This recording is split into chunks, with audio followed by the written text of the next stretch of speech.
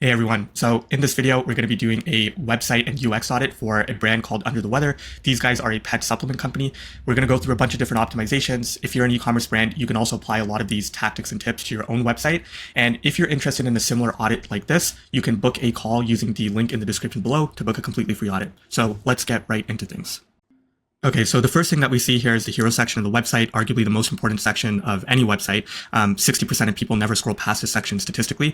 So the first thing that I noticed right off the bat is the as seen on logos, where it's just repeating the same three logos over and over again, right? CNN, Good Morning America, and the third one doesn't really add a ton of credibility, doesn't really make me trust a brand at all.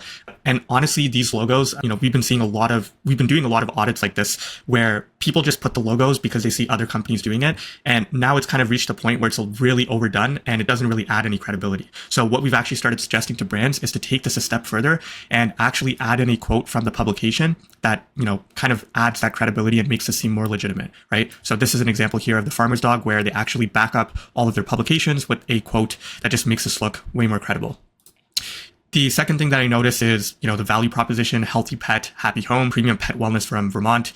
So the bullet points underneath it are actually pretty, strong, like they're focusing on the different value props or benefits of the product. But the issue here is that the vast majority of people and users coming to the website are just going to read that headline alone, right? Healthy pet, happy home. Doesn't really convey like the core benefit. It's quite vague. It sounds catchy, but it really doesn't, convey the what's in it for me part or like the emotional aspect of why I should buy these products.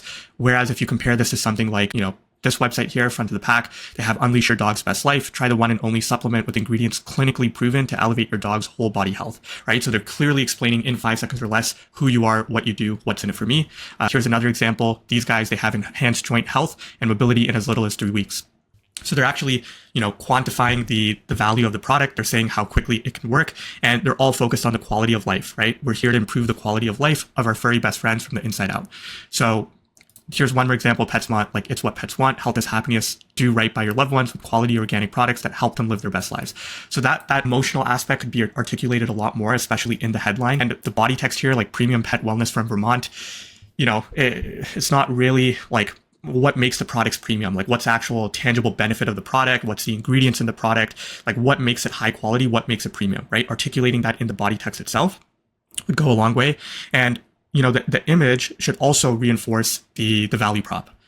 So when I read the headline of healthy pet, happy home, and I see a photo of a dog just eating the food, it doesn't really reinforce the value prop here, right? Like the whole emotional aspect of having a healthy pet, happy home, taking care of your pets, that could be communicated a lot better in the image there. When you actually look at like a website like PetSmart, you can see there's a person smiling, a happy person smiling, right, with the dog on the right-hand side, right? Honest Paws also does a great job of this. You can see there's somebody playing with the dog. Again, person smiling, happy person, just kind of adds, to that messaging itself. And it just creates that emotional resonance as well for users. Okay, so the next big thing we'll focus on is, I always like to look at mobile view, right? Because that's where a majority of people will view the site. A lot of different improvements here. Like again, the healthy pet, happy home. There's really no reason to have this on 2 separate lines. You're just pushing down the average fold and all of the information underneath where people already don't scroll past. So it's just wasted real estate, right? Like you can just put that on one line and also refine that value prop altogether as well. The other thing I notice is you have 1,000+ customers who love us, but it's put all the way at the bottom, right above the Shop Now button. Now, when I think of, visual hierarchy, which is basically the flow of information from top to bottom, ideally you want to lead with that social proof, right? That should be front and center. That should be top of the page. You want to build that immediate trust, build that immediate credibility. So the 1,000+ customers who love us is completely undershadowed by all of the bullet points, the text above it, which is quite cumbersome. And it's just like, you're just stacking things on top of one another when it really doesn't need to be that many points. Like I'd cut down the 4 bullet points to 3. I would cut down the healthy pet, happy home to just 1 sentence. And then I would elaborate a bit more on the body text of premium pet wellness, remove the from Vermont, and just like actually explain what makes this premium pet wellness, right? So an example of this would be front of the pack, right? So they actually have the 1.5K plus 5-star reviews. It's right at the very top. It's the first thing that people see, and they lead with that before they even get into the value prop, right? If you look at Honest Paws, it's the same thing. Like they have the Trustpilot reviews right at the very top. And there's tons of other examples of high converting sites that just lead with the social proof itself.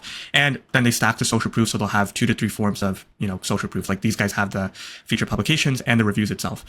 The next big area of focus is always the navigation menu. So a lot of different improvements here. First thing on desktop, right? The desktop experience is kind of, the menu's a little bit weird. Like the cats, dogs, and reviews on the left-hand side, it almost is kind of not even noticeable, right? Like I would actually move these navigational items in the center where it's going to be a lot more noticeable. And, we've tested this quite a bit too. In 90 to 95% of cases, just having the logo on the left and then putting the main navigation menus front and center, actually bolded, a little bit more prominent, like that's going to lead to a lot more conversions and actually facilitating navigation action in the first place. The other thing that I notice is, shop all probably don't need this button. Like if you're trying to send people into, if I have a cat, I'm going to go straight into cats. And if I have a dog, I'm going to go straight into dogs. I don't know why they're trying to send people into shop all. And same here, the shop now button. Let's see where this leads to. Yeah, so it looks like it leads to shop all as well. And then you can filter by dog and cats. So this is more of a buyer's journey thing. Like, if you have to understand where is the critical point of conversion, right? Do I tend to convert more people when they go to shop all, or do I tend to convert more people when they go into the separate product categories? And your entire website experience should be centered around just that buyer's journey. So there's a bit of misalignment here because you have shop all on the top right, and then you have shop now here, which takes you to all of the products. But then in the top navigation, you have cats and dogs. So bit confusing, bit of a misalignment there, and not really cater towards the actual customer journey, right? So I would move these to the center. Good example would actually be, I think, Zesty Paws. They do a good job of this. So you can see it's all just centered here, right? And they have all of their different items. The other great thing that Zesty Paws does is they actually have the search bar that's prominent. That's the other thing that I kind of noticed looking through the site. Like there's a ton of products, right? Filtered by all these different benefits. And you have, the same for cats, same for dogs. There's just a ton of products here, right? If I'm a new user, I'm coming to the website for the first time from Facebook ads, from, SEO organically, I have no idea where to start my journey, what product to go to. And, having the search here, let's see what this does. Like it literally covers the entire navigation menu, which is not the best experience, right? It's covering all the navigational items. Let's see what it does on mobile. If I go to, so see it covers the entire navigation. That's really not ideal. Search should always supplement and complement the actual navigation menu itself. So what I would actually do as an A/B test here is I would put the items underneath. So I would have the search bar actually underneath this main navigation and have it prominent and sticky on the page. So this is actually a website that we did where you can see the navigations on the left and you have what are you looking for. And mind you, these guys have over 3,000 products. So this was a huge A/B test because, people can just find the products they need easily. Another thing that we actually did was for this client, we implemented the same search bar. And this was actually an A/B test that we ran that saw a huge increase in conversions. But the main difference that we did here was we actually rotated the text. So you can see it's rotating between all of the different product offerings that they have. So I could see that working really well for under the weather. Something like, shop by calming products, shop by overall health products, shop by high calorie, by digestion, like all of the benefits or the reasons that people are buying the product. You can actually convey that in the search bar itself and have that prominent on the page because there's a ton of empty usage on this navigation. And once you get rid of those like unnecessary elements like shop all, that'll also help a lot. Now, the one thing to go with the customer journey, and you see we're still on the homepage here in the hero section, so there's lots of improvements. These are all fine tuning. Hero section, you have shop now, right? On mobile.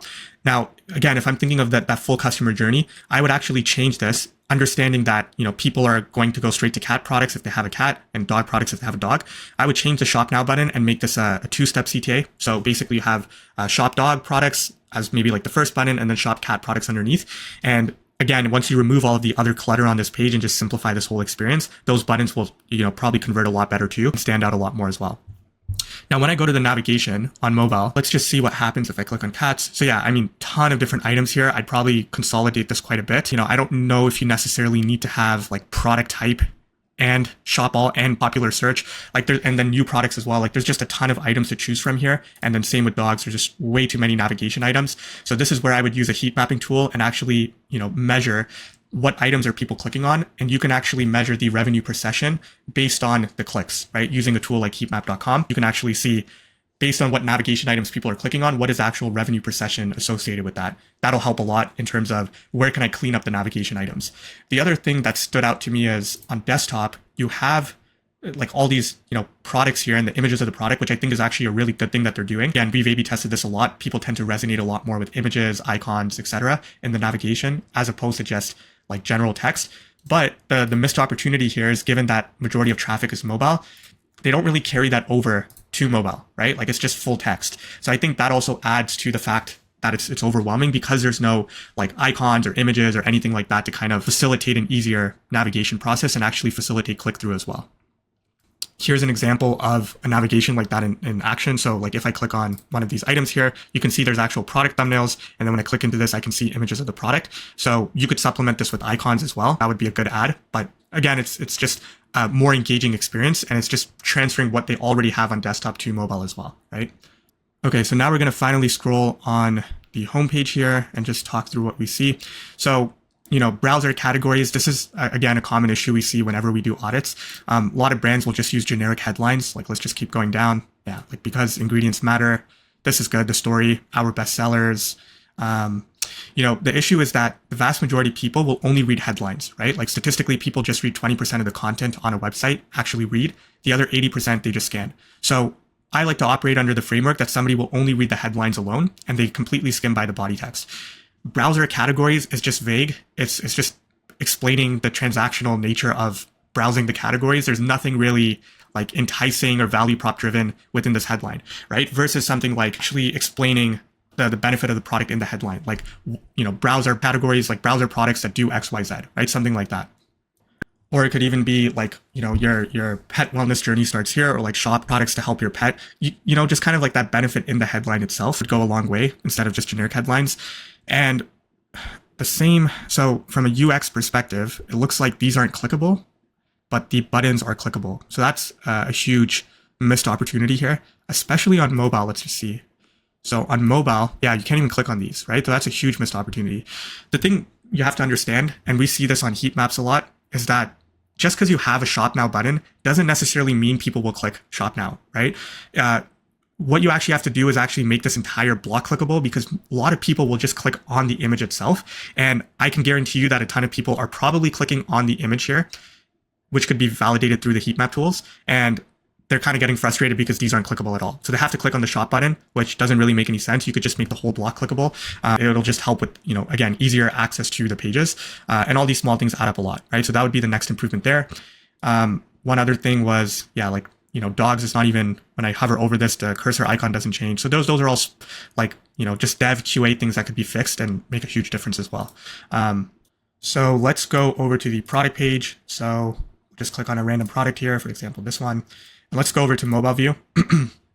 Okay, so a couple different improvements here from a CRO perspective. Number one, this is a big one, is instead of these thumbnails, like these circle thumbnails, no one clicks on these, right? Like there's like, just put yourselves in the shoes of a user as well. Like there's really nothing enticing about these circles that will actually motivate me to click through and go through all of the product images here, which these product images are good, right? Like there's a couple good value props here. It talks about the benefits of the product, but it's a huge missed opportunity and just leaving money on the table by having these circle icons. So what I would actually do instead is I would have these thumbnails actually, opened up as images. So for example, I Restore Laser, right? You can see on their product section, all of these things are laid out as actual images, right? And it's just a simple theory. Like people click on images a lot more, and it's more enticing to engage with that than just something that's kind of hidden in the form of a circle pagination, right?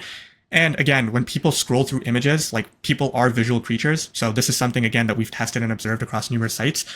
The more images that people scroll through as a general observation, the more likely they are to buy, right? They're looking through all of the different products, the benefits, provided that the images are actually good. And they're able to see the product in its full light. And that's going to lead to them more likely to make a purchase decision as well. So that would be the first improvement. The second big improvement is, like you have the product title, calming powder for cats, reduces stress and anxiety. I don't really think this needs to be a separate headline. It's kind of out of place. Like it's just, putting this on a separate line. This could probably just be put actually as the headline itself. Like I don't know, why it's given a different visual treatment. It's given a different text style, a different font style. I would just put this as calming powder for cats, help reduce stress and anxiety, all in the same font style and font text, and just, bring that all together. The other thing that I notice is, they have the reviews and then they have reader reviews. So this above the fold, right? As soon as I land on the product page, this is the most important part of the site, right? Or part of the product page. You're taking up a ton of wasted real estate by having reader reviews again. So I would get rid of reader reviews. I would actually make the reviews, the 5 reviews, 4.4 star, just make it clickable, right? Make it clickable, underline the text, and then scroll people down. And then that way you can literally just get rid of this entire thing and bring up the space even more, right? The next thing I notice is it's good they have some actual description here explaining the product. But again, missed opportunity is people tend to resonate a lot more with images. Like people don't really read text, they just scan it. So I would complement this text here, this paragraph of text, with actual scannable icons that, again, kind of articulate the benefit, the value prop of the company. You know, something akin to Iris Store Laser, like they have their badges up here, like free shipping, 3-year warranty, 12-month money back guarantee. These are more so reducing fear and uncertainty around buying. But I think even things like this one, for example, where they have non-GMO, natural ingredients, pesticide-free, made in the USA, like these are all, you know, value prop driven icons, and it's just more digestible for the user. It's, again, a more engaging experience. So that could be leveraged above the fold. Next thing, delivery. Kind of odd that that's leveraged before the price. You know, generally I tend to prefer to see delivery like after the price. That's a normal kind of shopping experience. Kind of weird that they're leading with delivery unless that's like a main pain point or anxiety. But if not, I'd probably just remove that and put it towards the bottom. And then they have the one-time purchase and the subscribe and save. And then they have the add to cart button. So the add to cart, you know, underneath the add to cart, there's no sense of reducing FUDs, right? Fear, uncertainty, doubts. So I want to know, like if I'm a user and I'm going to spend $20 on this product, I want to know what if the product is not up to par. What if there's an issue with the product? What if I need to get in touch with customer service? You know, what's all of the different policies associated with the product? All of that needs to be addressed, and it doesn't have to be super cumbersome. Usually this is expressed in the form of, again, badges, right? So for example, Iris Store Laser, they have the 12-month money back guarantee, free shipping, 3-year warranty, right?